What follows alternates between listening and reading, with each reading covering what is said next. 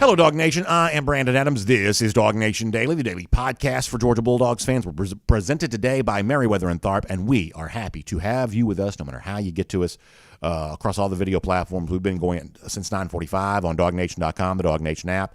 10 a.m. now across the board, Facebook, YouTube, Twitter, Twitch. We're happy to have all of you on board with us. I'm going to give you a couple of interesting numbers on today's show that I think hopefully won't beat you over the head, but I do think it kind of gives you a little bit of context for kind of, what Georgia faces the rest of the way, including a little bit more of a tricky test on Saturday than you might realize, at least in one respect. I'll tell you more about this here coming up in just a moment. Also, another stat that kind of sort of tells you just how dominant Georgia really has been at a level that I still don't think gets fully appreciated, even sometimes by UGA fans. So we'll talk about that. A Kentucky assistant's given some huge praise to Stetson Bennett. We'll get there. Some Georgia players have been saying some very nice things this week leading into the challenge that's going to be faced in the freezing cold weather on Saturday up there against these Wildcats. We'll kind of share that. And Jalen Carter getting some justified attention. We'll give you some of that before we're all said and done on today's show, too. That plus Terrence Edwards here as well. It is a busy show. We are happy to have you with us for it. It is DawgNation Daily, the daily podcast for Georgia Bulldogs fans. It is presented by Merriweather and Tharp, and it begins right now. Today's episode of DawgNation Daily is brought to you by Merriweather and Tharp, your source for Georgia divorce. Find them online at theatlantadivorceteam.com. Presented by DawgNation.com. This is DawgNation Daily, the daily podcast for Georgia Bulldogs fans. Here's your host, Brandon Adams. All right, I want to play a little bit of a game here to begin today's show. And we don't do this a lot, but we're going to do this here right now. So I'm going to ask you a question, and I'm going to pause for a second to give you a chance to try to answer it. Now, listen, if you're radio or podcast, you're about to hear a little bit of dead air. Now, my motor mouth never stops running, so this is a little bit unusual for our show not to have the sound of my voice just sort of clanging around all the time. But I'm going to try to do this because I want to give you a chance to answer. Here is the question that I want you to try to answer. And by the way, I've got the DawgNation.com comment section pulled up here. I'm going to see if anybody who's watching live on DawgNation.com, my apologies to the other video platforms, I don't have your comments pulled up right now, but I do have DawgNation pulled up. So I'm going to see if any of those folks know the answer to the question I'm about to ask. Here it is. What if I told you that on Saturday, Georgia is going to try to do something that no other SEC team has done this year? Do you know what that is? And as an extra hint on this, what if I told you that no one did this in the SEC at all last year? In fact, not even the reigning national champion, Georgia Bulldogs, not even the team that broke through a drought of 40-plus years without a national championship, the historic UGA team from last year, they didn't even do this last year. In fact, they didn't even get a chance to do this last year. But the team that Georgia beat for the national championship, Alabama, they had a shot at this, and they failed to accomplish it. Do you know what that feat is? I want to pause for a second here and see if anybody knows. Matt Rukavina has a guess here watching at DawgNation.com. That is not it, although I guess that's not what I was thinking about anyway, although I guess it's a decent guess. Anybody else? I don't see anybody with the answer as of yet, so I will tell you. On Saturday, Georgia has a chance to win in consecutive weeks on the road in the SEC. Nobody this year has done that. Tennessee will have a chance to do that to conclude the season. They're at South Carolina this Saturday. They're at Vanderbilt the following Saturday, and they're obviously going to be a big favorite in both those games. So Tennessee could do that this year. Georgia has a chance to do that on Saturday, but no other team in the SEC has. Now, to point out here for a moment, this is a little bit of a scheduling fluke in that not every team and every year plays back-to-back road games in the SEC. A lot of SEC teams don't, where it's like, I'm not counting bye weeks, I'm not counting non-conference games, not counting any of that. This is consecutive Saturdays on the road in the SEC. Not every team has a chance to do that. But what you see is that teams that do have a chance to do that, in almost every instance, lose either one of those two games, either the first one or the second game. And in fact, last year, as I said, Alabama, back-to-back road games at Texas A&M, at Mississippi State. They lost the game to Texas A&M. So if you're interested from a trivial standpoint, the last SEC team to win in consecutive Saturdays on the road was Alabama in 2020. Obviously, an undefeated national champion, one of the recent list of great teams in college football. And prior to that, the team that did that before that was 2019 LSU.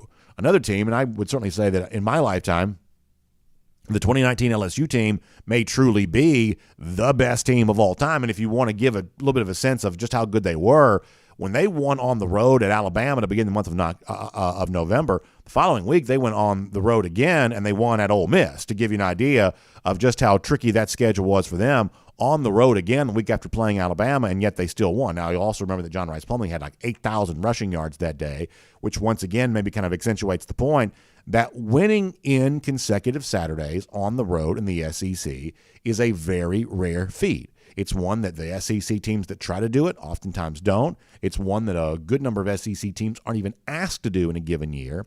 And it just so happens that the only recent examples we have of teams doing that are the kinds of teams that get mentioned in the conversation of all-time great teams in the recent history of college football. So that gives you a little bit of an idea for what's going to happen here for Georgia on Saturday against Kentucky. Now, please understand something. It is not my intention to oversell this game. Georgia's like a 20-something point favorite. Kentucky just lost to Vanderbilt. I'm not trying to oversell the game. I'm not trying to tell you, I talked yesterday about my sort of inner Larry Munson. I'm not trying to bring my inner Larry Munson necessarily out here. Certainly not trying to make a big show about it or anything like that.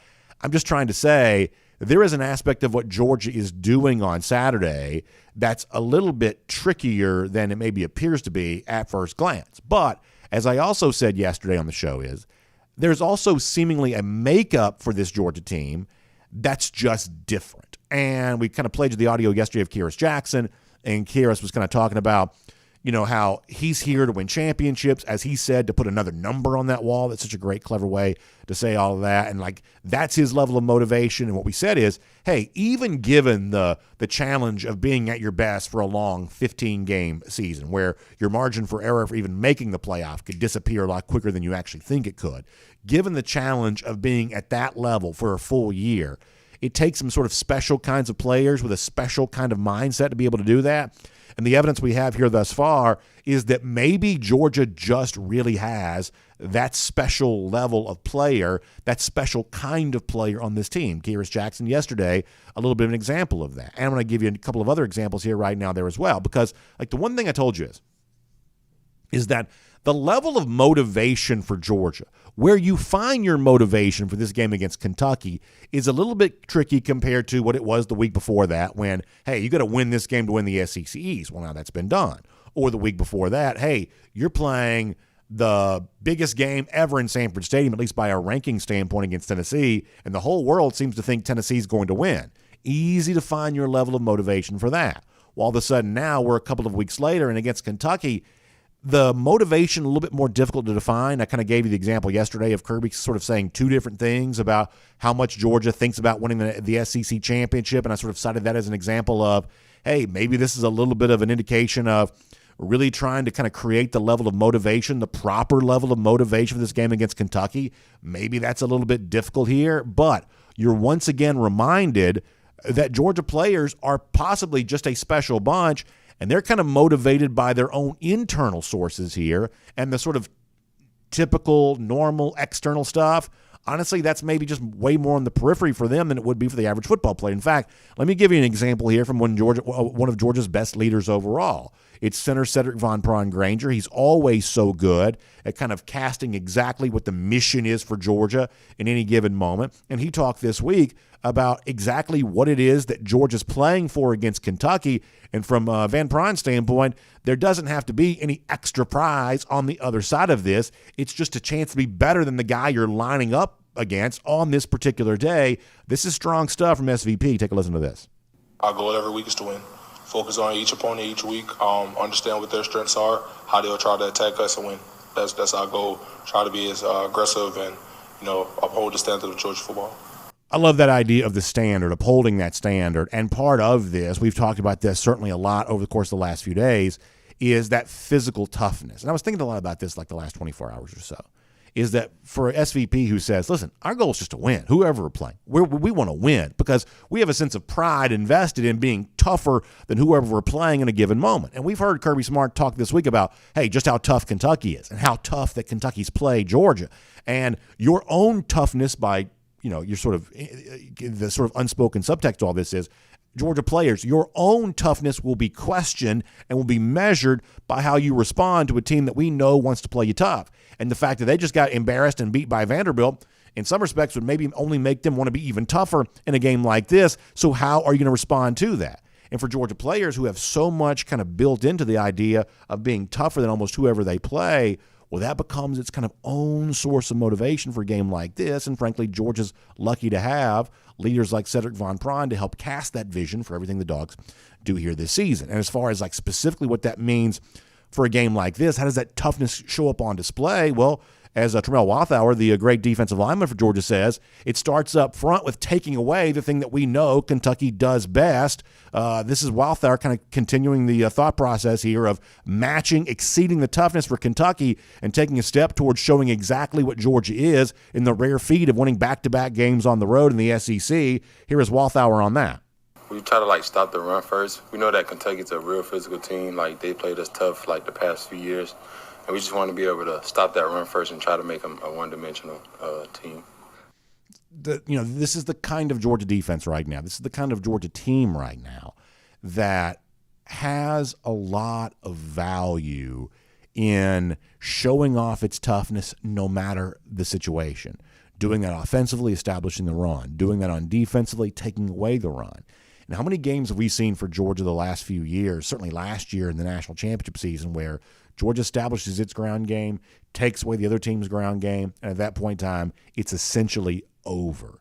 They seem to take a lot of pride in that. When the idea of the Georgia standard is spoken about, that's one of the things that comes to mind. We heard Cedric Von Pron use that word a moment ago, playing to our standard. And you take that very seriously when Georgia players are saying the same thing over and over again. And for a guy like SVP, he's providing that leadership on offense. On defense, you've got versions of that too. And in fact, one of the key vocal leaders for this team that's not even playing anymore is Nolan Smith, but he was in Starkville, Mississippi last week. He's obviously still, he spoke to the team before the Tennessee game, and apparently that got everybody really fired up, that he even continues to be a great leader, even though he's now injured and unable to play. It gives you an idea of just how seriously these Georgia players take that standard, that a guy like Nolan Smith, who's no longer able to contribute on the field because of his injury, is still contributing by reminding folks of just how important all of that is. In fact, Chaz Chambliss, the Georgia outside linebacker, actually also talked about that this week too. Here's Chaz. I feel like we've upheld the standard from when Nolan was here. We've done the job that we're supposed to do, pressure the quarterback, and Nolan's still there helping the coaches on the side as well. So let me try to sum all this up this way.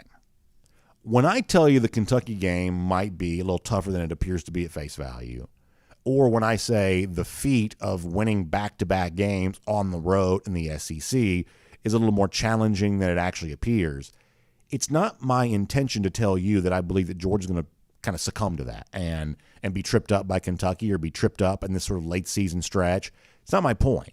My point is to tell you this, is that if Georgia does go on the road and demonstrates its toughness in Commonwealth Stadium, Kroger Field, the same way it did in Davis-Wade Stadium last week, I think you need to appreciate that for what it is. Another indication of just how special this team has the chance to be.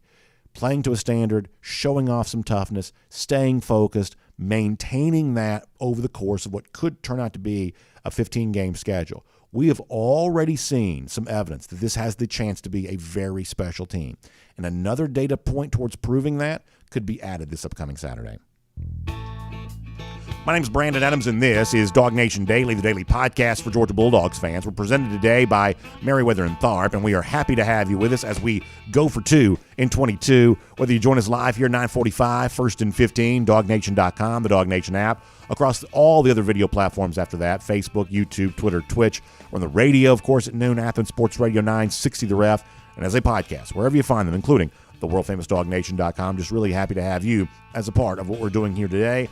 And a big thanks to our friends at Merriweather and Tharp for making it all possible. You know, they're your source for Georgia divorce, and that's not fun. Not like beating Kentucky and going on the road in the SEC and getting ready for the college football playoff and certainly the SEC championship. All that stuff is really fun. Divorce is nowhere near as fun a topic. In fact, it's not a fun topic at all. But it is a reality for many of you, and we take that seriously. And my invitation to you is to take the proper step if you find yourself confronting that reality. Maybe you've tried to do what you can to save the relationship, but some relationships just can't be saved. And if that's the situation for you, then reach out, have an initial consultation with one of those Merriweather and Tharp attorneys, or invest some time to look at the blog posts or listen to the podcast that they have up at their website, theatlantadivorceteam.com. Educate yourself with the process, learn a little bit about how the law might be able to be leveraged to your benefit, and then make the decision to hire Merriweather and Tharp to handle your divorce proceeding and then set you up for a successful next season of your life. You can find Merriweather and Tharp online, theatlantadivorceteam.com. That website, once again, theatlantadivorceteam.com. Merriweather and Tharp is your source for Georgia divorce. All right, quick update here.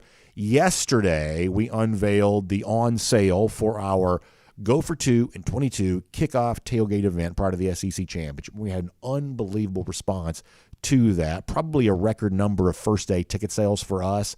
I believe it was certainly close to that for yesterday, but I have been told there are still a couple remaining here at that initial offering price of $100. So my advice to you is if you want the initial pricing, then you want to get in on this right now. So Home Depot Backyard is where it goes down. That's the same place we've had our big tailgate duck hunt earlier this year and all the fun stuff we've done. It's right next to the stadium. You literally cannot ever tailgate closer to a stadium than you can with us, the Home Depot Backyard, right next to Mercedes-Benz Stadium. It's Saturday, of course, December 3rd, the day of the SEC Championship. 3 hours prior to kickoff, that's when it gets going. Open bar, the food you want to eat, obviously the entertainment, and a second-generation DawgNation Go for 2 and 22 T-shirt. This is really, really fun.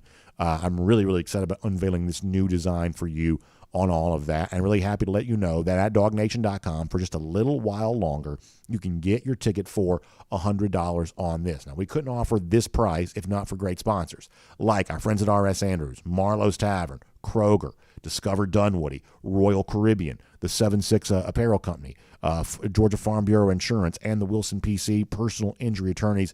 Big thanks to all of them for making this such a great experience, and it's going to be a great time, so we can't wait to see you there for all of that. We're going to get Terrence Edwards here coming up in just a moment. Before that, though, I want to go around the doghouse, and it's presented today by our friends at Serve Pro. And I thought it was something very interesting that happened this week. Obviously, Kentucky knows what it's in for as it gets ready to face Georgia on Saturday, number one team in the country. And Wildcats defensive coordinator Brad White was speaking to media this week. And one of the things that White talked about was how good he thinks that Stetson Bennett is, how well he thinks that Bennett's played this year. And White says he's actually a little bit surprised that Bennett hasn't gotten more attention for the success that he's had and the job that he's done propelling the UGA offense. Instead of letting me summarize it, let me let you hear Brad White in his own words here. This is the Kentucky defensive coordinator making a pretty strong point here about the Georgia quarterback, Stetson Bennett. He is playing at an extremely high level right now. I'm quite frankly really surprised that, he hasn't had much, Heisman buzz. Like, he is playing at that kind of level. He does not get the credit that he deserves in terms of his command of the offense, his ability to distribute all over the field, his ability to create with his legs. Check coverages, check plays on certain coverages, looks. He knows where to go with the ball. He's been in the offense, as long as he has. So he's in real command back there. He makes the right reads, and so he's playing as well as anybody. He's the best quarterback probably we've faced all year. And no disrespect to anybody, but just his command, obviously. Hooker's playing at an extremely high level, so he's done great there as well. So again, it's no disrespect to anybody, more of a how well he is playing at quarterback right now. So I think that's really interesting from Brad White, and obviously the kind of the pull quote from that is, hey, he's the best quarterback we've faced all year, and then you kind of want to turn that into, well, that means he thinks he's better than Hendon Hooker, and obviously he tries to kind of, listen, what he really meant was just to praise Stetson Bennett. He didn't really mean to make a comparison between Bennett and Hooker, but he just meant to praise Bennett. But the overall point here is well taken, no matter what the specifics of the line was. And this is one of those things that I think we can easily forget, but I do believe it's genuinely true, is that for a team that's facing Georgia, whether it be Kentucky this week or LSU in the SEC championship or anybody else in the college football playoff, here is the thing I think we lose sight of, is that the coaching staff on defense spends just as much time preparing for the Georgia offense as the coaching staff on offense does trying to figure out a way to move the football against the Georgia defense. You get what I'm saying on this? Is that the challenge of facing Georgia's offense is viewed by coaches like Brad White as just as significant as the challenge of facing the UGA defense. And sometimes I think we forget that's the case. But the numbers here speak for themselves. If you look at, and let's just use a stat we can all understand, right? It's like some people kind of get into the efficiency metrics and things like that. Let's just use a stat right now we can all understand. How many points you're scoring, how many points you're giving up. You probably are not surprised to know that Georgia is second in the country in terms of points allowed this season, yielding just 11.6 points per game. By now, you may be aware that Georgia is also scoring 40.6 points per game. That's good enough to be tied for 6th nationally. So Georgia, once again, the same way it was last year, basically like a top 5, top 10 level, offense and defense. That's why they won the national championship a year ago, and that is why they are in strong contention to win a back-to-back national championship here this year. In fact, if you want a little bit more context on this, the 40.6 points per game that Georgia's averaging, that Brad White's praising Stetson Bennett for helping lead the way on, do you know who they're tied with nationally at that number? It's the Alabama Crimson Tide. Now think about this for a moment. How much over the course of last year, the offseason, and by the way, some of these calls came from inside the house. Some of this was Georgia fans themselves. Georgia's got to get in offenses like Alabama's. Georgia's got to be more like Alabama on offense. Well, guess what? Now they are precisely like Alabama on offense. They're scoring the same number of points per game. It just so happens, though, that Georgia has a way better defense. That's context for just how good Georgia has been offensively. But even with that, blowhard like me, shouting this into a microphone each and every day, I think it can still be easy to obscure just how rare it is to be this good on both sides of the ball. Georgia, 6th nationally, tied with when it comes to scoring points per game at 40.6. 2nd nationally in terms of points allowed at 11.6. Did you know this? There are just 6 teams in the entire country, 6 teams in the entire country who are even in the top 25 in both categories. Like think about that for a moment. Only 6 teams in the entire country have a top 25 defense in terms of points allowed and a top 25 offense in terms of points scored. And yet Georgia's 6th in points scored, 2nd points allowed. That is a remarkable feat. And if you want to know why Stetson Bennett doesn't get the credit he deserves, it's because everybody's playing at such a high level. And if you want to know why Georgia's back in the national championship conversation and such a very big favorite over potential matchup against TCU, potential matchup against USC, potential matchup against, Tennessee again, Michigan, even a point spread favorite over the mighty Ohio State. Like, why is that true? It's these numbers right here because of what Georgia's capable of doing on both sides of the ball. And yeah, sometimes Bennett doesn't get the credit he deserves, but it's not because there's something wrong with him. It's because there is something so right, seemingly with every other aspect of this Georgia roster. And we should not lose sight of that as you roll towards this postseason. That is Around the Doghouse. It's presented today by our friends at Serve Pro.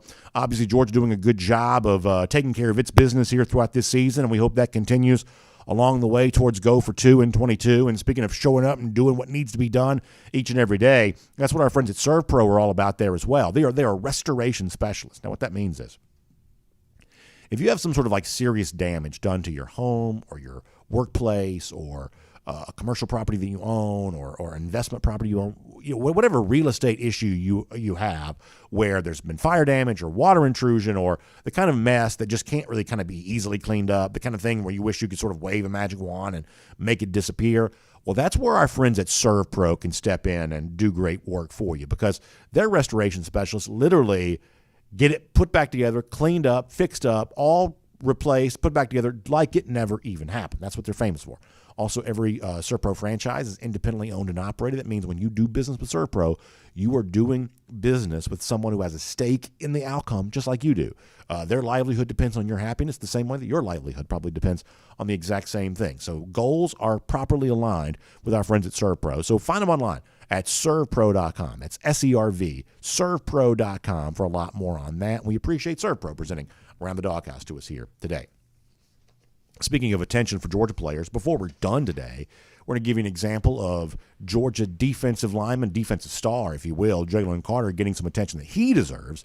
We'll talk to you about that before we're all said and done. But for now, on everything for UGA, the challenge of going on the road, playing in the cold at Kentucky, what's at stake here, and what comes up for Georgia after that. Let's talk about all that right now with our buddy Terrence Edwards here on DawgNation Daily.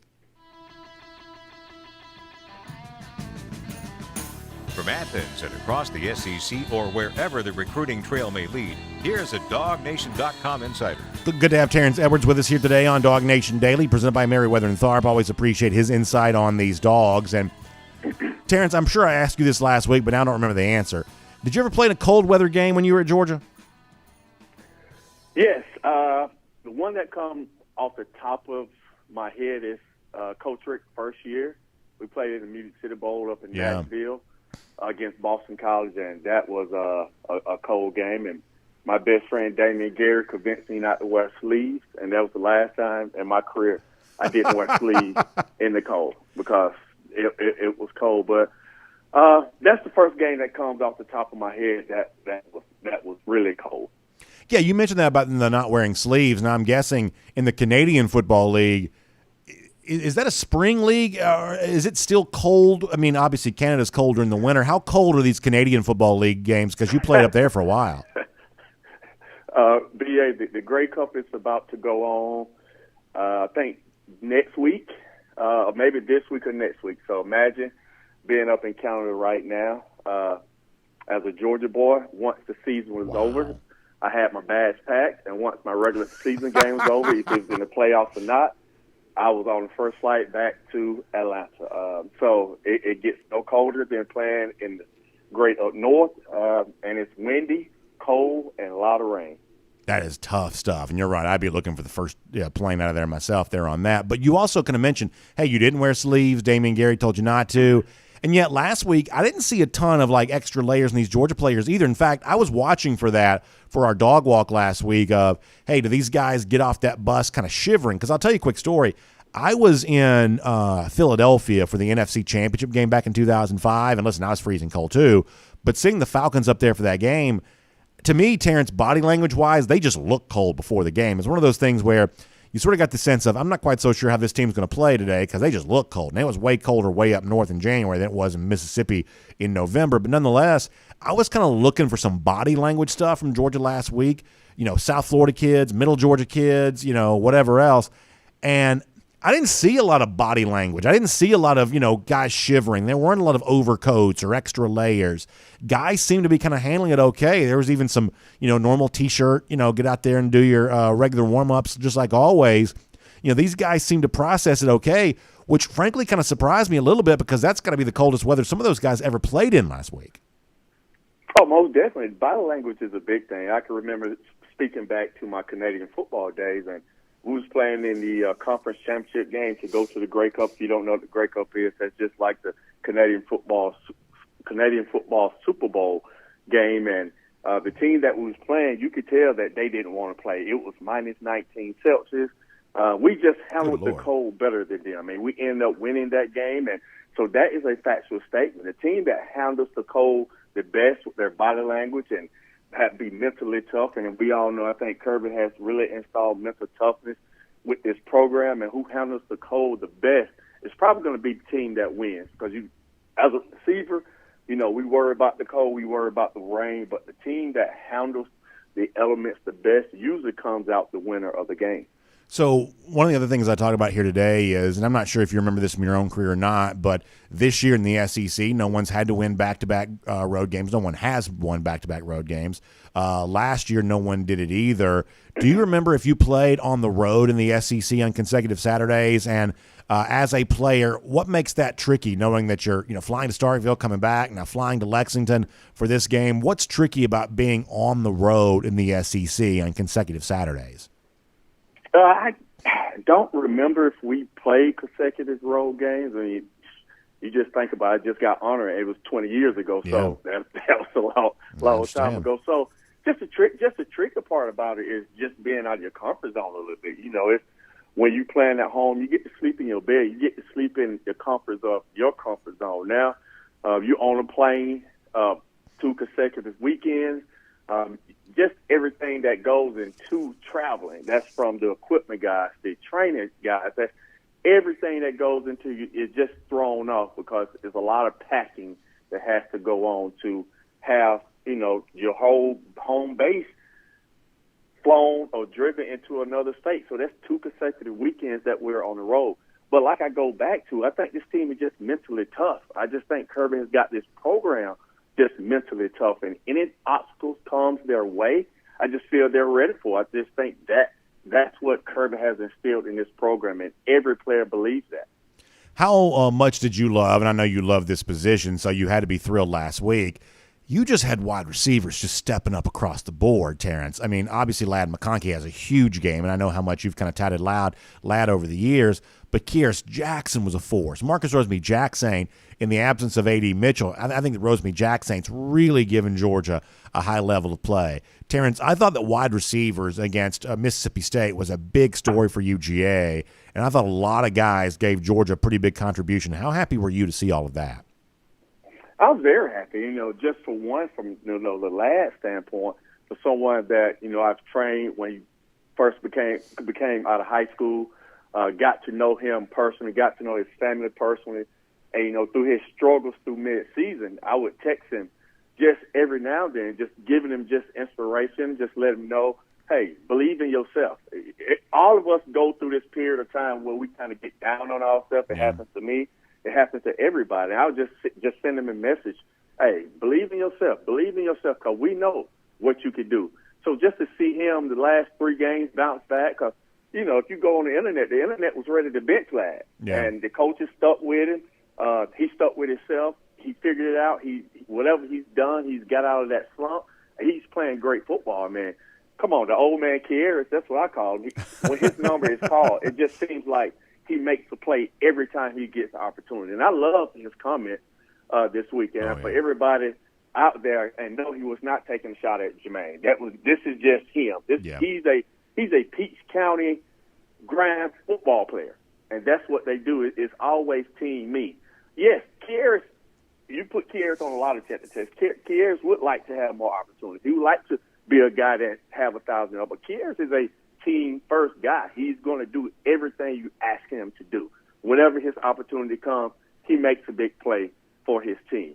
Marcus, all the receivers is getting an opportunity to step in. I think that's always been we don't have wide receivers. Who was it? Jordan Rogers said that the Tennessee game that Georgia receivers was the worst part of the team. So as a receiver, you hear that stuff. Internet lets you know what people are saying about you. You just go out there and show people your talents. And even though, Jordan Palmer or Jordan Rogers, whatever his name, doesn't matter, that still gets your blood flowing. And like you're talking about the Tennessee receivers, let's show them what we could do. So I'm just happy for that group. I'm happy for Brian McClendon. I'm just happy for those guys stepping up when their number is called. Well, I'll tell you this. If this is the level of wide receiver play that Georgia's going to get the rest of the season, then you can go ahead and print the 2023 preseason magazines, because this season is over. Like, if that's what Georgia's going to be at wide receiver, what it was on Saturday, then you can go ahead and start talking about, transfer portal and who's going to be good next year, because this season has been determined. Georgia's going to win the national championship, because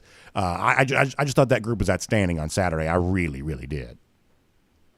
Yes, I think they played well. That's probably their best game that they've played. And I don't know if you saw a picture, just speaking of that wide receiver group, I don't know if you saw the pictures of the whole wide receiver group, and Justin Robinson took a picture after that game. And I just tell people all the time, I have this conversation, I don't know if it was you or someone else, that even the guys that transfer out, even Jermaine, those guys are still friendly. Yeah. Those guys are still friends. They still talk to each other, and they understand.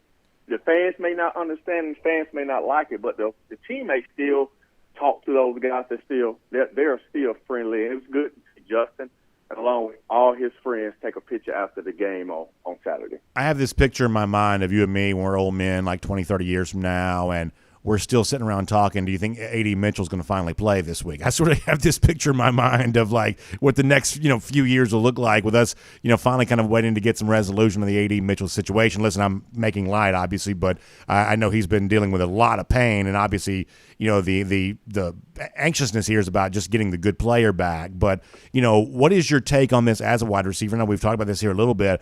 The fact that the ankle situation, and I don't know if it was kind of like a reset of the timeline because he re-aggravated. I know Kirby Smart was kind of asked about that here this week, but pretty clearly this Mitchell injury situation continues to linger.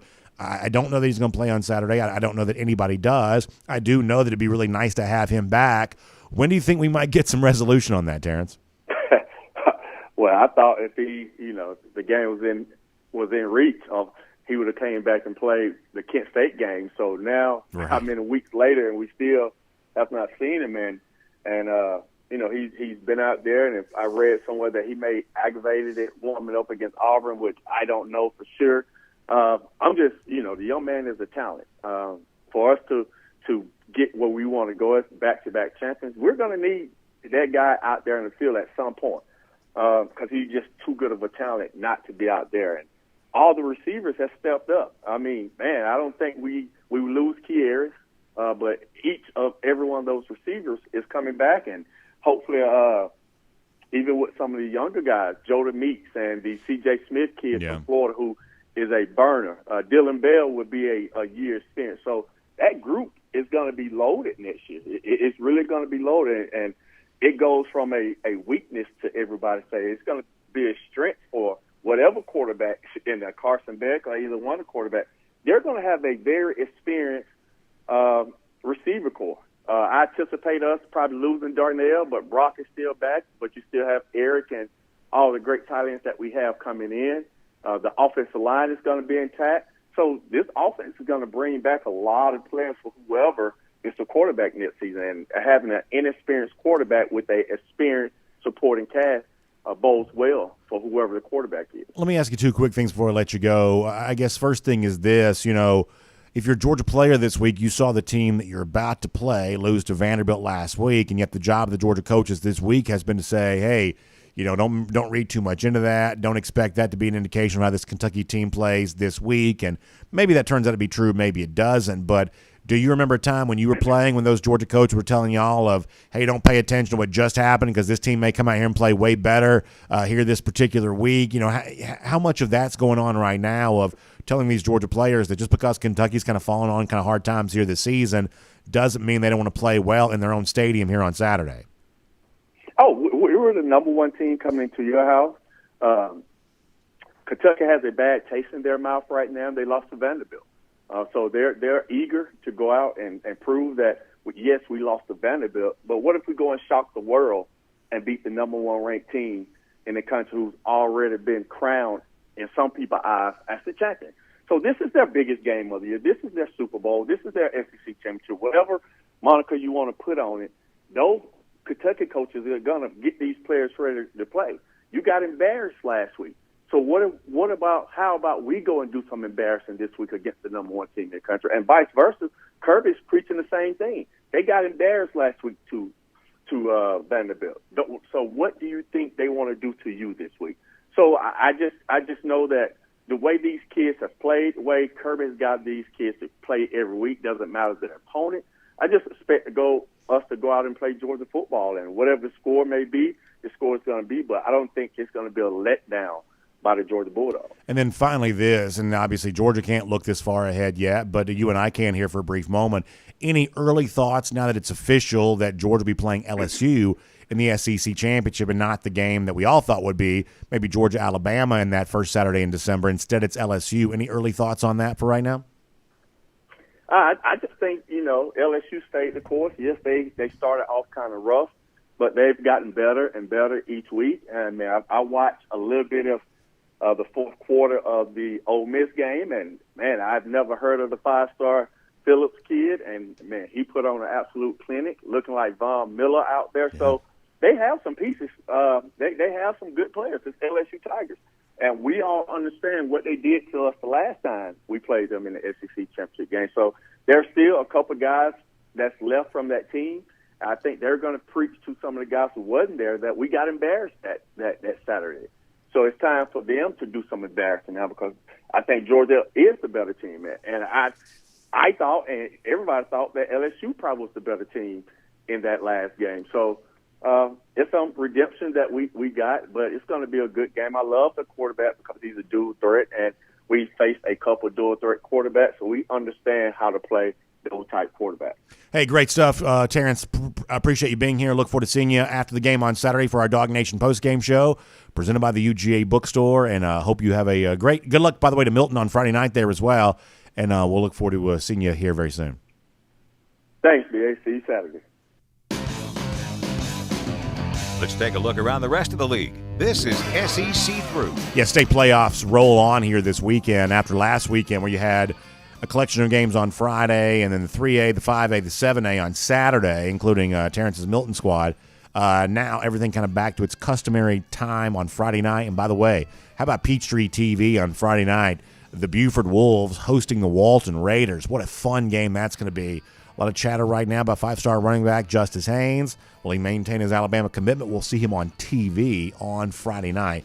Boy, that is a lot of fun to think about on all of that. All right, let's get ready to go cruise around the SEC courtesy of Royal Caribbean. We are so excited about everything as it relates to our second ever cruise to Dog Nation coming up in April, and also those great kind of getaways when it's so cold here right now. I just sort of think about, gosh, how long is it going to be before I get a chance to take a Royal Caribbean cruise vacation again?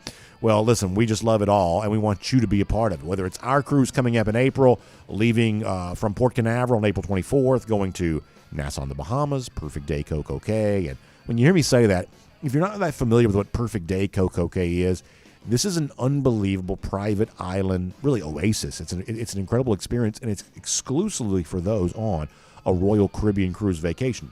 Royal Caribbean owns the private island known as Perfect Day Coco Cay. So you have to be on a Royal Caribbean cruise just to get there. And one half of the island, they kind of call it the chill side. It's the largest freshwater pool in the Bahamas. It's this wonderful, collection of like lounging on the beach or relaxing in the water or just doing, great stuff there. And on the other side, you have what's known as the thrill side, which is a big water park. And there's like a giant helium balloon that takes you several hundred feet in the air. There's the tallest water slide in North America. There's, largest, wave pool in the Bahamas. There's all kinds of incredible, amazing things going on out there. It's an unbelievable experience, and we want you to be a part of it with us. In fact, a great travel agent named Jessica Slater has put a website together for you. It's called royaldogs.com, royaldogs.com, and you can click that website and be a part and find out how you can be a part of our Dog Nation cruise coming up in April. You can also give Jessica a call, 770-718-9147. That's 770-718-9147.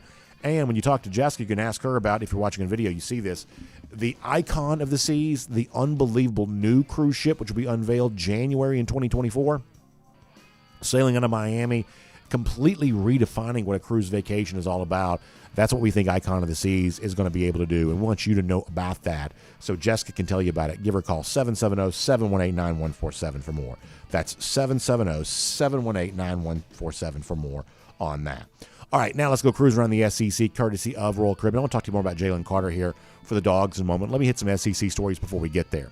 I thought that ESPN reporter Chris Lowe had a very interesting tweet yesterday. I want to read this to you because this is where my kind of, conspiratorial brain kicks in here a little bit. I believe that there is a hidden subtext to Lowe's tweet. I want to show you this. So Chris Lowe on Twitter talking about Lane Kiffin and the Auburn job here. Do we have the Chris Lowe tweet? Can we show this? Yeah, here we go. He says the overriding reason Lane Kiffin would leave Ole Miss for Auburn is the hefty NIL fund that Auburn has built. In the NIL world, that kind of cash is the key to sustaining success at a high level, both in attracting high school talent and keeping players from transferring. If you don't mind, keep this on the screen here for a moment. So I think there's a lot about this that's true. I think it is true. There's a lot of rumors that Auburn does have a pretty big NIL fund, that they are building that, and they really haven't used it because they didn't want to give any of that to Brian Harsin. So they've been sort of saving it for a coach they thought was worthy of it.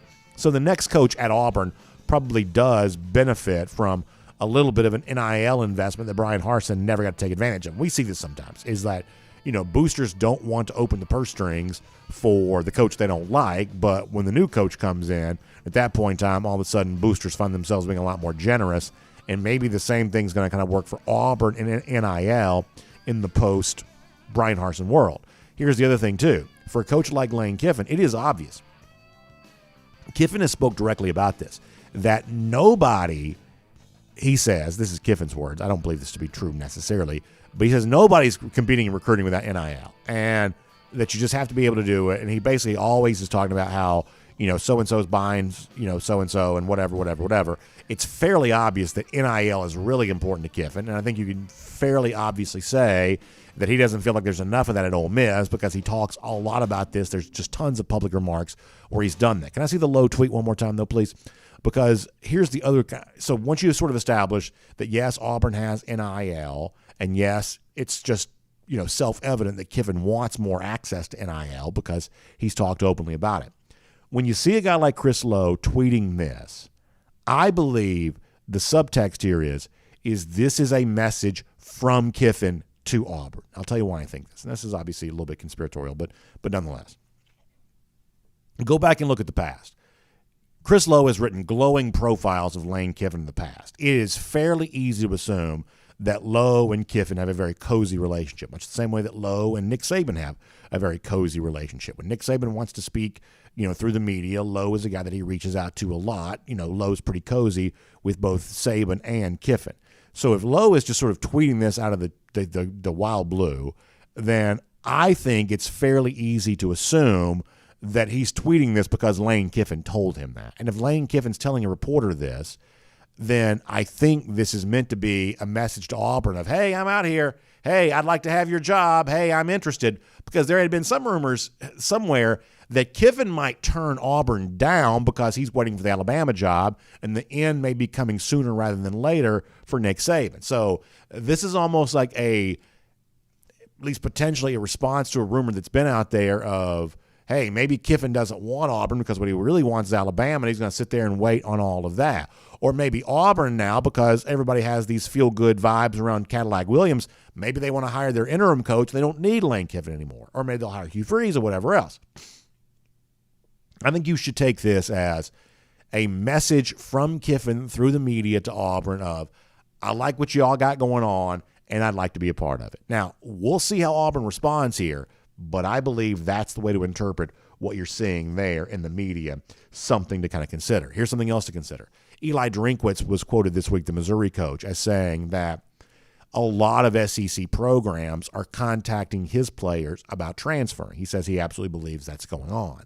And I'm sure that's probably the case. I'm guessing anyway. I mean, there's, seemingly a lot of that kind of stuff that's already been going on, and maybe no one's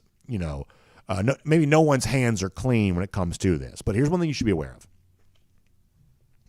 The day after the SEC championship, or maybe it's the Monday after, but the week after the SEC championship, the transfer portal opens back up again. It's closed right now. They kind of passed this rule of, hey, we're going to have transfer windows. And the first transfer window is going to open right after the championship Saturday. And my guess is it is going to be wild. Now, some of this may be a little more under the radar because, it's just a little bit different than high school recruits or like tweeting out all their visits and things like that. The college guys may not do that quite as much, but it is going to be wild. And, let's be frank here, Georgia may not be immune to all of that. It is going to be wild. So for a coach like Drinkwitz, who's got a bunch of unhappy players, there is no doubt that they are getting braced for that. And when you see so-and-so is injured right now, or so-and-so, I saw one yesterday, so-and-so is training away from the team, like there's a lot of like language out there right now that's the transfer portal ain't open, but somebody's sort of standing right there at the doorstep waiting for it to open up because he's ready to jump in as soon as it does. Like there's a lot of that that's out there right now. And so just gear up that it's going to be really busy. December is a crazy, crazy month for college football, and it is going to be even crazier now because the transfer portal window is going to heat up. Now, I'll also point out that we said the same thing about post-spring practice last year, and it actually ended up not being. That's like the first thing from like a transfer portal hysteria standpoint that actually ended up being a little less crazy than it was supposed to be. There were not a lot of high-level transfers that entered the portal post-spring practice.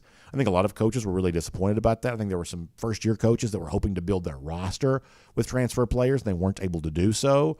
So last year we said, hey, buckle up. It's going to be crazy prior to that May deadline to be eligible for the upcoming year, and it actually kind of wasn't. But in this particular case, I think it's going to be crazy because I think there are a lot of players who have either 1 foot out the door or in some cases 2 feet out the door, or in some cases they're hurt or they got the flu or they got the whatever. There are going to be a lot of players looking to get off some sinking ships, and it's going to happen very, very soon. And it's going to be unlike anything we've ever seen in college football, I sort of believe. By the way, one more thing, and this is more just sort of a source of, I guess, curiosity than anything else. Speaking of the transfer portal, so there are like 2 guys that break all the news in the Pac-12. Like in the SEC, there's 8 gazillion people covering the SEC. In the Pac-12, there are like 2 people. One of the guys' name is John Wilner. One of the guys' names is like John, I think it's Canzano, and it's actually Canzano who had a story from an Oregon State perspective as it relates to former Georgia quarterback JT Daniels. I just thought that was kind of interesting. So Oregon State, the story goes that they're trying to build up their NIL collective. And in the story, they cite, I guess this is meant to be evidence of why they couldn't get JT Daniels. That JT Daniels, as many of you knew, wanted to visit Oregon State. He did visit Oregon State, considered Missouri, and finally landed at West Virginia. Well, as Canzano, this is like a real reporter. Like, I mean, he covers the Pac-12. There's only a couple of guys that are heavy into Pac-12 news, and Canzano is one of these guys. And so what he reported is that what JT Daniels' father asked Oregon State for was a 4-bedroom house and a personal chef. And like, there's an aspect of this that I sort of find kind of weird. Now, listen, in the case of Daniels, you should ask whatever you want, and I guess you should, hopefully you can get whatever it is you want. And the story that Canzano wrote said is that he eventually went to West Virginia and he got paid like some sort of 6-figure deal to do this football camp or whatever else. So he's gotten some NIL stuff going out there to West Virginia. But here's the part about like some of the NIL stuff that I'll never quite understand is that, okay, so you want a 4-bedroom house, which is fine. You can have a 4-bedroom house. But like players have been getting living space for their scholarship for 1,000 years. Like, is a 4-bedroom house that you live in by yourself really that much better than living in an apartment with your friends? Like is it that much better? And the story that that the guy wrote is that like one of the things that JT wanted the 4 bedrooms for was some of that was for family, but he was going to build a weight room in one of the houses, or I should say one of the bedrooms of the houses. But once again, I'm kind of like, you already got a weight room. Like this is the thing that college has been spending money on forever. And I'm sure the Oregon State weight room is probably not as nice as the Georgia weight room is, but I'm sure it's probably not a dump either. Like why do you need a weight room in your house? You already got a weight room. That's what the school is for. And then like the idea of the personal chef, like the school already feeds you all your meals. I mean, it's like your personal chef is that much better than the food they're cooking for you already? Now, maybe at a place like Oregon State it is, but it's like, and I'm not against like him getting whatever he wants from his NIL, but it's like, is it really that much better? Because here's the thing, is ultimately JT chose not to go to Oregon State, I guess because they didn't meet his demand for a personal chef, and he goes to play at West Virginia. They did give him 6 figures. But y'all, have you seen JT's year this year? They're one of the worst teams in the Big 12. I think he got benched last Saturday. He's like outside the top 80 nationally when it comes to yards per attempt. And so if he chose West Virginia over Oregon State because of NIL, it's like, did he make the right choice? Because maybe he would have gotten less money or less, I guess, fringe benefits for being at Oregon State, but he could have played for Jonathan Smith, who I believe is a pretty good coach. Neil Brown's about to get fired at West Virginia. They're in the top 25 right now. Now it's, Corvallis, Oregon's in the middle of nowhere, but it's not like Morgantown, some metropolis. So, like, this is not an anti-NIL rant, nor is it an anti-JT Daniels rant. The truth is, JT was a good soldier for Georgia last year, and I'll always appreciate him for that. But I do think this ought to be a little bit of a test case, should it not? That to choose a school on the basis of, like, an NIL deal, you better hope that it benefits you, I would say, in ways other than just NIL. Because do you honestly think that JT Daniels is more of an NFL prospect right now than he was this time a year ago when he wasn't playing at Georgia? I'm not sure that he was. JT would have gotten drafted, I think, had he left Georgia after last season. He'll probably still get drafted after having left West Virginia this year. But has JT done anything at Morgantown to prove himself to be more of an NFL quarterback than he would have appeared to be as Georgia's backup quarterback last year. I'm just not quite so sure that he has. If he was at Oregon State playing for them, would he maybe have? I mean, we'll never know, but gosh, it's certainly a better team. If he had gone to play for Eli Drinkwitz at Missouri, another school that he considered, would that have been a better opportunity for him? We'll never know, but gosh, it couldn't have been much worse than it seemingly worked out there at West Virginia. So apparently he got a little bit of an NIL deal to go out there and play for West Virginia, but I'm not quite so sure that the NIL alone justifies the football decision that he made. It's at least something to consider if what's been reported is true, and we'll make that cruising around the SEC courtesy of Royal Caribbean. And by the way, before we get into some really cool stuff for Jalen Carter, let me also tell you about another cool thing there as well. It's involving our friends at the UGA Alumni Association. Of course, you already know it's a great time to be a Georgia Bulldog, and when you're enjoying a season like the Georgia Bulldogs are enjoying, you want to celebrate that with other Georgia Bulldogs fans, other UGA grads. So whether you're looking to call the Dogs or kind of network for your career or mentor a current UGA student or just kind of connect with other UGA graduates all across the country and around the world, your one-stop shop to do all of that is the website alumni.uga.edu. That's alumni.uga.edu.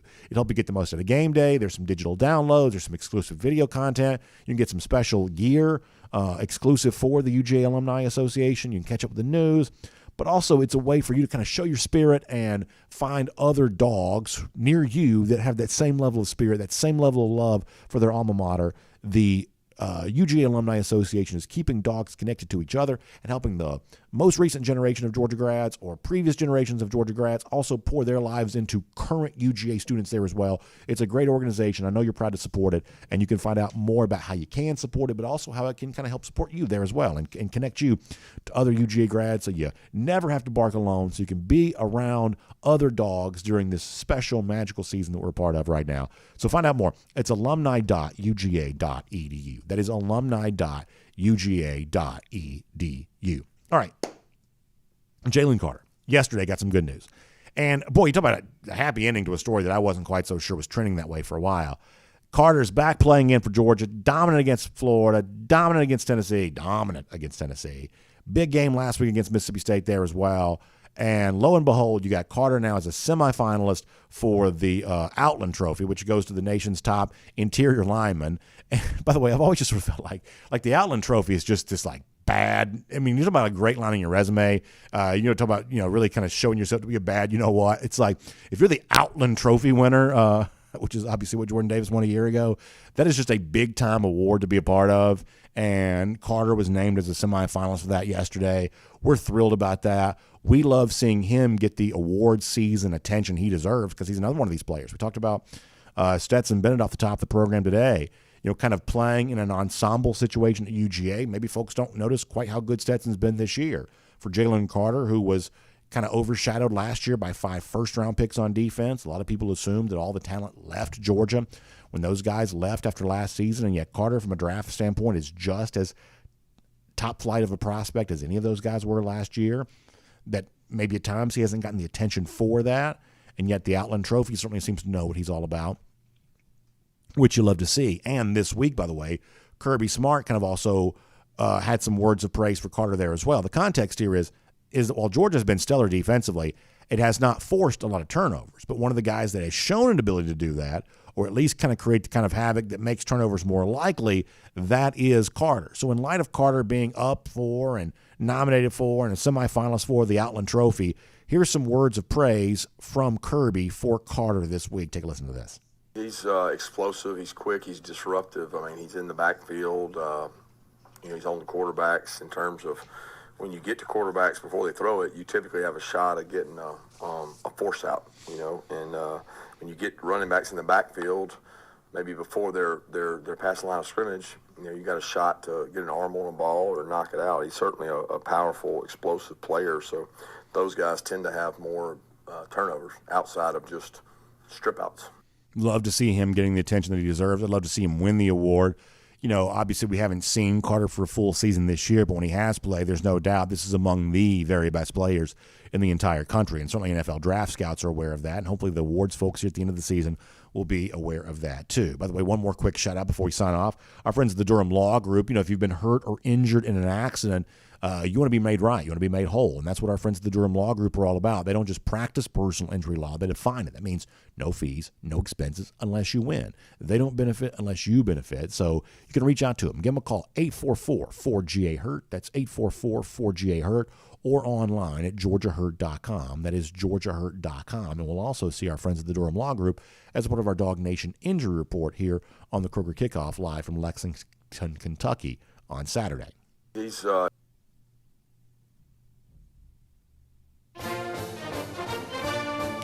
And as we get ready to sign off and say goodbye here today, I want to give out a golden shoe. And I said this earlier this week, that the time we had in Starkville on Saturday just turned out to be really special. I was lucky enough to have my family with me, which always makes the games more fun for me. But in addition to that, the impromptu DawgNation invasion, where you looked around, there were like thousands of Georgia fans, and almost every single one of them were like, hey, we just sort of decided last minute to come down. Tickets were cheap. Travel was a little bit easier than we thought it might be. And lo and behold, you had Georgia fans everywhere. By the way, there have been some Mississippi State message boards this week that have been pretty unhappy about that, about how much their stadium was red and black on Saturday and kind of turning on their own a little bit because of the selling of the tickets to the opposition. But nonetheless, a good Dog fan who was on hand for the game. We'll share this as a way of celebrating Golden Shoe today. Cody Carter saying, had a good time down in Starkville watching the Bulldogs play this past weekend. Hashtag go for 2 in 22. Dogs on top. And he tags us here at DawgNation and me at DawgNation Daily. Cody, congratulations to you on winning the Golden Shoe, and glad to hear you had a great time there in Starkville, and hope you enjoyed this Saturday's game there as well. And by the way, when this season's done, getting ready to think about next season there too, and back in Jacksonville 345 days from right now. That is our Gator Hater Countdown. We appreciate you being a part of the program. Go for 2 in 22. We'll see you tomorrow right here on DawgNation Daily, presented by Merriweather and Tharp. And on video. Time now for the R.S. Andrews Cool Down. R.S. Andrews, the one you turn to for your air conditioning, heating, plumbing, and electric needs. They will show up on time. They'll do the work that's promised for the price that's promised. That is the story for them. All right, so let me go to Facebook first today, because I've done YouTube first for the last 2 days. And we probably won't go crazy along with these comments today, just because we got so much. Let's see how it's going.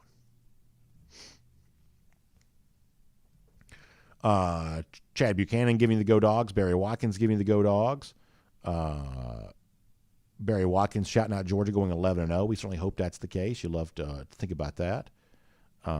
Sandy Price says team chemistry and grade development are two of the most important things of this UGA program. There's no doubt that's true, and there's no doubt that's real. And the reason why I always keep saying that is because everybody wants to believe this about their team. There's something about these guys that just makes them special. Like, if you don't believe me on that, go look at what the Auburn folks are saying right now. Like, they believe, and like, here's a thing that you hear a lot from Auburn folks right now. And I'm not picking on them and making fun of them. I'm just saying that you just see this. So last week, they snapped a 5-game losing streak by beating a Texas A&M team that also had a 5-game losing streak. And so they are now celebrating a win against Texas A&M as if it was the SEC championship against an Aggies team that has now lost 6 games in a row. And a lot of what you see coming out of Auburn is, give me a bunch of guys like this that want to work hard and play together over a bunch of prima donnas. Like, you see a lot of that.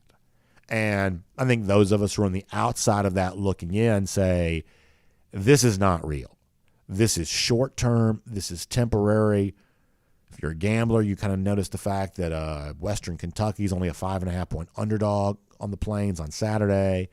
That we've seen a little bit of an interim coach bounce for a lot of teams who fired their coach, and it almost never lasts. In fact, it doesn't ever last. And for Auburn, it's likely not to last much longer than it did this past weekend, just to be honest.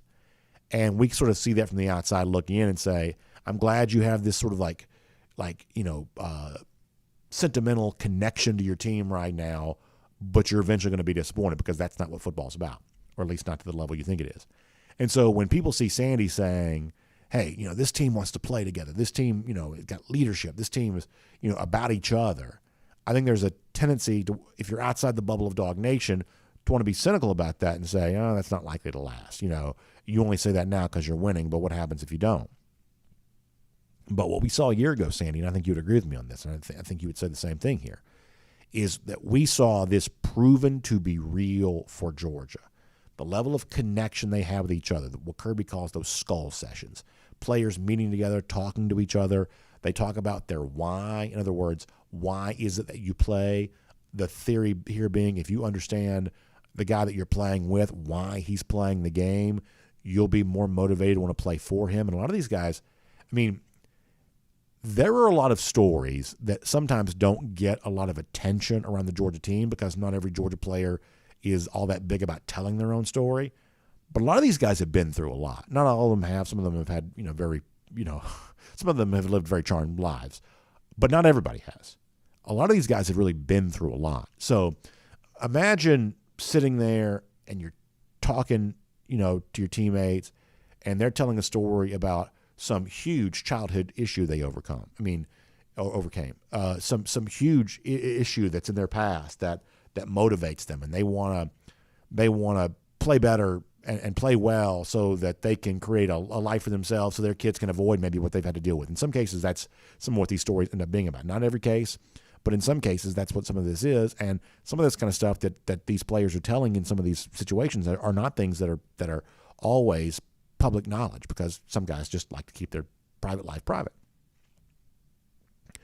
And so when you're hearing all these things, when you're learning all these things, there is a level of connection that is developed. There is a connection that grows. There are roots that grow deep in a situation like that. And that mattered for Georgia last year. And when Kirby, after the Tennessee game, we played that audio from the SEC Network when he says, "I've never been around a more connected team than this." I take that pretty seriously, because I think this team learned the value of connection last year. And if you were on this team this year and also on that team last year, you've now had 2 years worth of that. And you are more connected now than the previous team was. And as we said before, nobody was connected in 2020. Georgia wasn't connected. Alabama won the national championship. They weren't connected. They were just better. But they weren't connected because nobody was meeting together. People weren't really, spending a lot of time together. They weren't working out together. In some cases, they weren't even practicing together because you were afraid of getting too many guys close physically to anybody else because you thought they all might get quarantined. And that took a toll on teams. And Georgia's tried to rebuild its team culture on the other side of that. And lo and behold, seemingly they've built it to a level that it wasn't prior to that. So I think that's real. And it seems like it'd be sentimental and phony, but I think there's a level of depth to that. Let's see what else. AJ Ferraro says Brandon long-winded Adams. Yeah, that's probably true. Unfortunately, that's probably the case. Sam Berg says we need some more voiceover for Stetson winning the Heisman. He's already beaten a Heisman winner, the national championship. Now he's knocking down all the quarterbacks picked to be better than him, and including the front runners. Yeah, we probably should look a little bit more closely at that. What would it take? Who does he have to surpass in the remaining games to even be a Heisman finalist? We probably should look more at that, Sam. You're probably right about that. Sandy Price says those things really do help the players from form of brotherhood and the team chemistry and development. I think you're absolutely right about that. AJ says he still loves me, even though I appreciate that, AJ. I appreciate that for sure. Let's see what else. Philip Jordan Wells, Rodney White having a nice conversation in here. You always love to see guys connecting and having some fun. Let me scroll up for a minute. Ryan Walker says Jalen Carter reminds me of the legendary defensive lineman Deacon Jones with his quick first step, physicality, and how he dominates games. Hey, I like it. I like that too. Now, I guess Jalen doesn't get to do the head slap like Deacon Jones made famous, but still, nonetheless, that's really good. That's really good.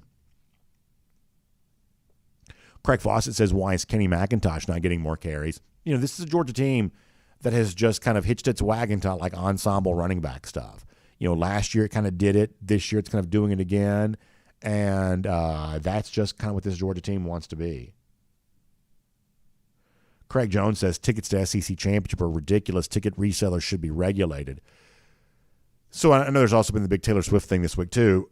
Here's my thing about this, and obviously you should do your own research about this.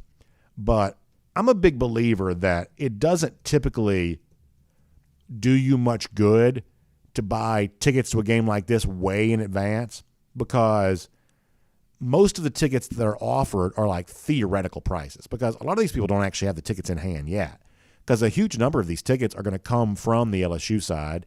They're going to come from the Georgia side, and then you've got people in Atlanta that have kind of been getting the tickets for years. So some of this is sort of artificial pricing because they actually don't even have tickets in hand on this yet. So Maybe the tickets will be outrageously expensive. Obviously, we saw how expensive the Georgia-Tennessee tickets were the other day, and maybe it'll be the same thing for the SEC championship there as well. But, I'm going to talk about both sides of my mouth. On the one hand, I really hope Georgia fans are fired up for the SEC championship. But on the other hand, it's 5 times in 6 years that Georgia's been here. You almost wonder, does that kind of suppress the ticket demand a little bit? LSU hasn't been here since 2019, so maybe they're really fired up to be here. But that's also a little bit of travel. Like to say this is going to be a super expensive ticket, I guess I'm a little bit surprised by that. Now, everything's expensive now compared to what things used to be, but I guess I'm a little bit surprised by that. But maybe that's just the nature of it now, that Georgia is just that red hot and that LSU fans are fired up because they haven't been here in a couple of years. Like the one ticket that I think has the chance to be the most expensive, depending on who Georgia plays, is if it's in the Peach Bowl for the semifinal game. Y'all, I just think that could be an all-timer from a ticket standpoint. If it's either Ohio State or Tennessee, I just think that's outrageous. And I guess maybe Michigan too, but certainly for Ohio State or the possibility you might play Tennessee there, it's outrageous. Now, if it's a TCU or a USC, then that's a little bit cheaper because TCU doesn't have that many fans, and I'm not sure how many USC fans are traveling from LA to Atlanta to get here. But if Georgia were to play either Ohio State or Tennessee in the Peach Bowl, you would have outrageous ticket prices for that game. Just outrageous. Maybe as expensive as anything. Maybe, certainly even more expensive, maybe even like the 2017 national championship game between Georgia and Alabama, which was at that time about as expensive a ticket as I'd been a part of. You could be heading towards something like that. I wouldn't have said the same thing about the SEC championship, but maybe that's the way we're going here.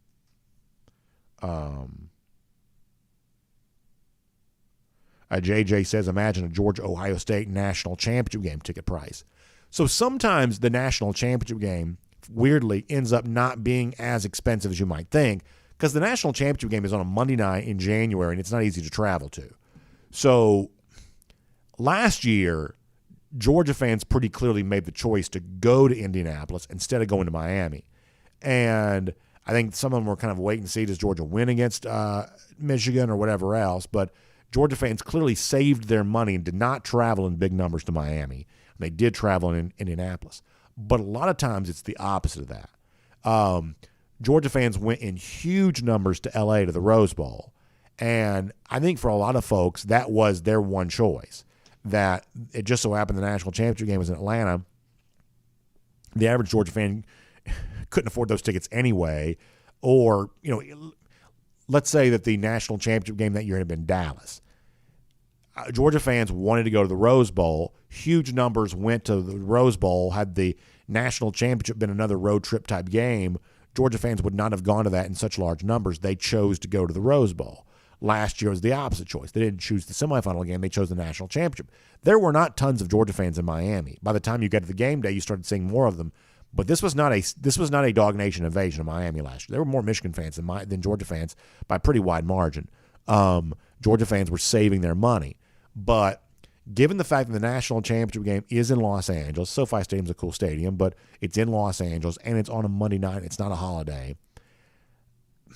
There'll obviously be a lot of Georgia fans who try to go there to that, but sometimes the championship game ticket price actually comes down a little bit because there's a logistical challenge towards getting to it.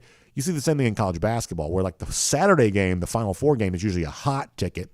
Oftentimes the Monday championship game is not nearly as hot a ticket because, 2 of the 4 teams have gone home, and it's a Monday night. It's not sometimes it's like you'd think that the final game would be the biggest game, but that's not always the case from a ticket demand standpoint. Scott Harris said he booked his Indy tickets the day the Final Four was announced, and I think that you had a lot of Georgia fans who were doing that. As I said, some Georgia fans were wait and see on this, but there were some folks who said, hey, my choice here is Indianapolis. That's where I want to be, and it sounds like Scott was one of those. String Gene asked about the title game. It's in Los Angeles this year. It's at SoFi Stadium. It's not the Rose Bowl. It's SoFi Stadium in Los Angeles this year. Jack Marino says his birthday on 11/26. I'd love to meet you too, Jack. Well, I don't know that I can get you tickets for the game, but if you can get to the game, I'd love to meet you. That'd be for sure. I don't have any tickets, unfortunately, but I would love to meet you if you get a chance to be there. Cassie Turner said she only put her name in the student ticket pool for the national championship. Did you get the tickets, Cassie? Or is it this year's title game or last year's? But I'd be curious to how that works out and how awesome that news would be to find out that you won that lottery. That'd be great. That'd be awesome. Jonathan Aaron says he's feeling 85 to 90% likely that Georgia goes 15-0. Listen, I mean, it obviously could happen. Percentage-wise, I don't know that I would necessarily have a good number for you. Is it more likely than not? Yeah, I'd say it probably is. Jack Marino, I can't wait to get a chance to meet you. That sounds awesome. So Cassie went last year. Cassie, you had to be thrilled to win that lottery, and what an awesome thing that was. I mean, that's great. It's very cold, of course, but I mean, that had to be an unbelievable memory. An unbelievable memory, Cassie. That's awesome. Foster Moss says, what up, BA, with the national title in L.A.? We're going to get about a 9 or a 10 o'clock kick here on the East Coast, isn't it? So they'll start at earlier West Coast time to kind of match about 8:30, 8:30 local time there on that. I mean, it'll still probably start 8:30 Eastern time. Even being out there, they won't start quite that late. John White said, my cousin bought 2 tickets for December 3rd, $3,600. I just can't believe how expensive a lot of these tickets have gotten. I mean, and I still buy a decent amount of tickets. I always watch the games with press box, but my family goes to games a lot. They went with me to the Orange Bowl last year. They went with Mississippi State on Saturday. They still go to games. And when they go to games, we buy the tickets. We have to buy them like anybody else does. So we still buy a decent number of tickets. It's crazy how expensive tickets are getting. It is crazy how expensive tickets are getting. Georgia-Oregon game this year, tickets were outrageous. So I guess it's even more crazy than that. Dare Smith Sr. says, damn, yeah, that's expensive right there. That is expensive. Breaking Parallel says, I'd like to see UGA establish the line of scrimmage and impose our will on Kentucky. I thought Mississippi State controlled that first half. What's your take? Yeah, that's actually a really good point, is that I did not think it was a great day for the Georgia offensive line against Mississippi State, and a great chance for retribution in that regard against Kentucky, who typically plays you pretty tough up front. So it'd be a great chance for Georgia to demonstrate just how tough it really is, especially on both lines of scrimmage. And for a Georgia offensive line that probably did not do that particularly well a week ago, yeah, maybe some extra motivation to get that done. I don't mind that at all. Armando Black said they should move the national title game that Saturday at 9 p.m. instead of on that Monday. Yeah, I mean, traditionally they're trying to avoid the NFL, which will have Saturday playoff games. But I think now, isn't the NFL going to have is that wild card weekend? Is that wild card week? I think the NFL is going to have a Monday night wild card weekend playoff game now, so they're kind of encroaching on college football. So maybe you're going to be head-to-head with the NFL no matter what you do, and maybe eventually they'll reconsider that Monday. I've always been a big believer that I don't like playing a college football game on a different night than you play the rest of the season. As you said, Saturday's the college football day, and Monday just isn't. And I don't like playing the national title game on Monday because I'll tell you, in the years in which Georgia's not involved, I'm not as excited about the game. I'm really not. And I mean, I'll watch it, I guess, but as somebody else said, it comes on late. If it's LSU and Clemson, or if it's, Alabama and who was they played in 2020? Ohio State, I guess. Like, I'm not as excited about that as you might think. I'll watch it, but it's not like I wait all day long to, good, we get to watch, a college football game very late on this Monday night. I mean, as big a game as it should be, it does feel a little bit smaller, played on cable TV with the, score ticker scrolling underneath the whole time, giving you, Bundesliga scores. It just sort of feels a little smaller, and Monday night is not the typical college football night. So I don't disagree with that. Now, if Georgia's in there, it could be Tuesday afternoon. We'd all be fired up for it. But if it's somebody else other than my team, I don't like Monday for it. You're right.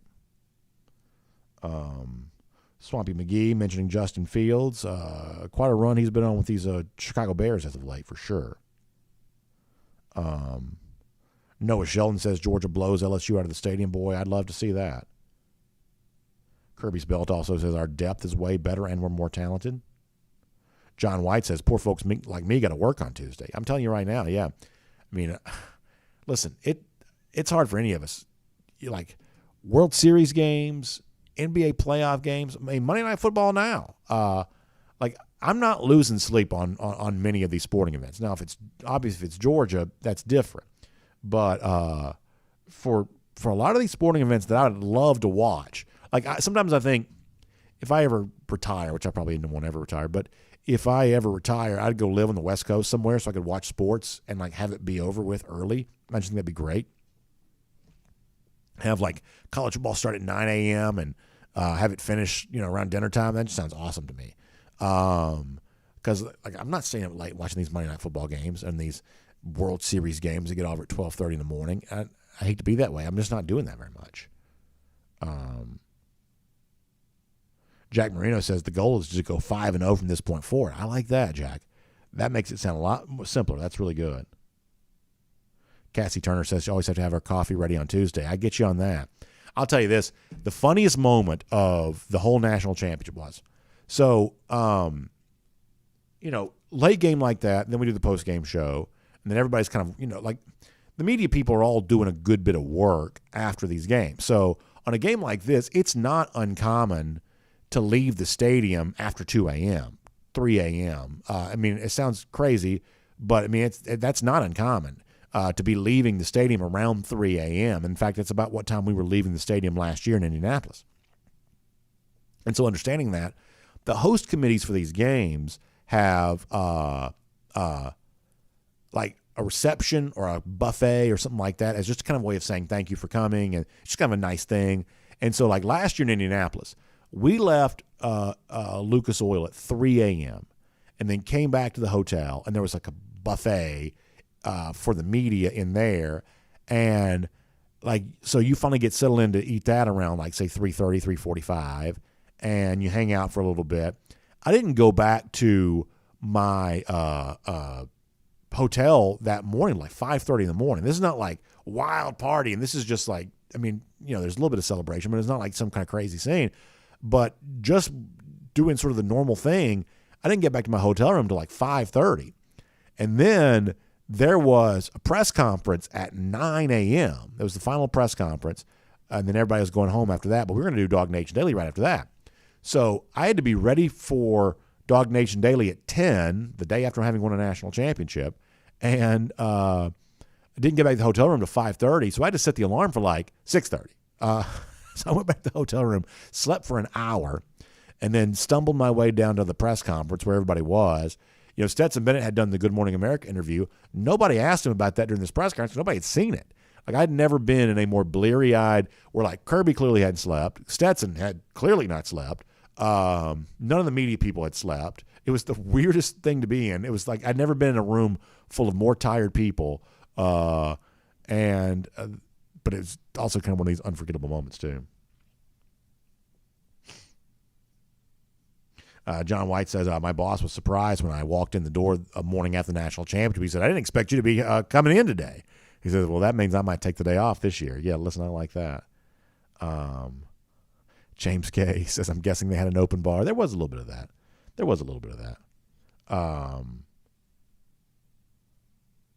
Cassie Turner said the Uber was the most expensive of my life. Thank goodness my mom and uncle split it. There you go. So we walked back to the hotel. There was like in Indianapolis, they have those like I call them breezeways, but like there's the big hallways that connect a lot of the buildings, so you don't have to be outside in the very, very cold winter. So we walked from the stadium back to the hotel. It's weird kind of doing that. It's almost like you're walking the hallways of your high school, except you're in connecting in Indianapolis. It's kind of strange. Breaking Parallels asks about Eric Gilbert's progress. So Gilbert did travel to Mississippi State last week. If you want to go back to the beginning of the season, Gilbert was not traveling to either Missouri or South Carolina. He did travel to Florida, and Georgia only took 70 that day. And Georgia only took, I believe, 69 to Starkville, and he was one of them. So we haven't seen him play since the Vanderbilt game, but he is traveling with the team right now. So a lot of times the travel roster, the reason why people care about the travel roster is it's sort of an indication of who your top 70 are. And like if you're traveling, that means you're closer to playing than maybe somebody else is. And in the case of Gilbert, he is apparently a little closer to being back than he was earlier. Now, how close is close? I guess I don't really know. But that's the most tangible evidence I can give you about Gilbert is that he did go to Starkville whereas earlier this year for road games, he was not traveling on those. Suede says, I don't know about you guys, but today is just a good day to be a dog. Just wanted to be where we've been for so long. Yeah, I mean, the job of us here right now is to appreciate it, and nothing's guaranteed. And who knows how this season ends, but Suede's absolutely right about this. Gratitude, gratitude, gratitude, he says. I am thankful because, listen, when I was a kid, I used to hear about stories about how great Georgia used to be before I was old enough to really know or old enough to really remember. And I was always sad about that of, like, gosh, will I ever get a chance to see, some team that's like that? Well, right now that's what we're doing here. So for those of us who are alive during this moment, young enough to enjoy it, old enough to remember it, we're just in the kind of like we are sort of age at the perfect time. And it's great. It's really, really great. And I'm glad to hear you say that, Suede. That's really well said. Let's see what else.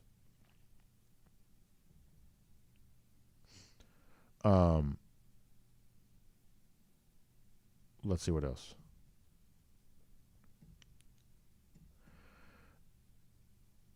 Let me go back over to Facebook here for a moment. We'll get ready to wrap up.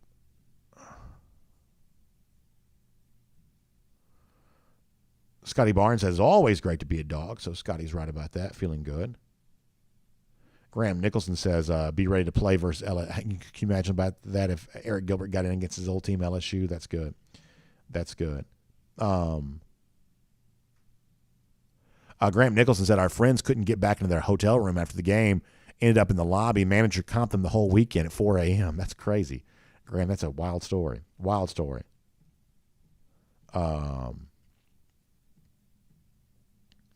Graham Nichols asked about Ella Dorsey. Ella should be with us around 11:15 tomorrow.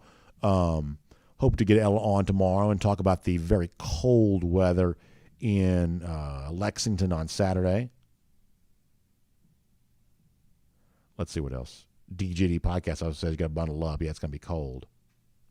Barry Watkins asking me about not retiring.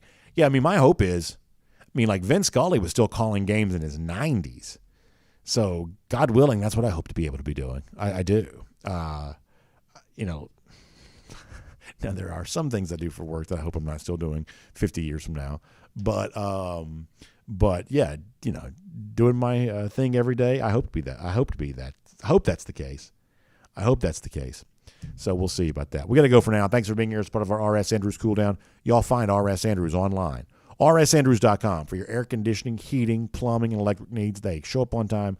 They do the work that's promised. The price is promised. You can check them all out for all of that. Heating system. It's very cold right now. Go ahead and get that heating system tuned back up to factory fresh specs. Our folks at RS Andrews can help you with that. And it only costs you $99. So check them out online at rsandrews.com for a lot more on that today. Also, make sure you check out the AJC online, ajc.com. Very sad news. Former Georgia Speaker of the House, David Ralston, has passed away. Obviously, he's been remembered right now, and you can read more about that. And plenty more sports stuff. The Hawks last night were on ESPN for a change and got blasted by the Celtics, so you can read about them. Also, there's a really cool story this week. Tramel Walthour talked about his high school coach, Kirk Warner, who was also Richard LeCounte's high school coach, too. Kirk obviously passed away back during the offseason, incredibly sad. And Tramel Walthour had some nice things to say about that. So you can read Chip Tower's story on Kirk Warner, the former Georgia tight end, who was a high school coach down at Liberty County. You can read about that. Just awfully sad news. We've had some sad news involving Georgia high school coaches the last couple of years, and certainly Warner's a big part of that. And it was nice to see Tramel Walthour having some nice memories of Kirk Warner that he shared here this week. You can read more about that online, ajc.com. All right. Thank you for being here today. We will see you tomorrow, 9:45 for our first and 15, 10 a.m. after that across all the other video platforms as we get ready to go to Kentucky and get a big win against the Wildcats, finishing off the SEC slate, perfect undefeated record, and staying on course for go for 2 in 22. We're looking forward to that. We'll see you tomorrow. DawgNation Daily, presented by Merriweather and Tharp. We'll look forward to talking to you then.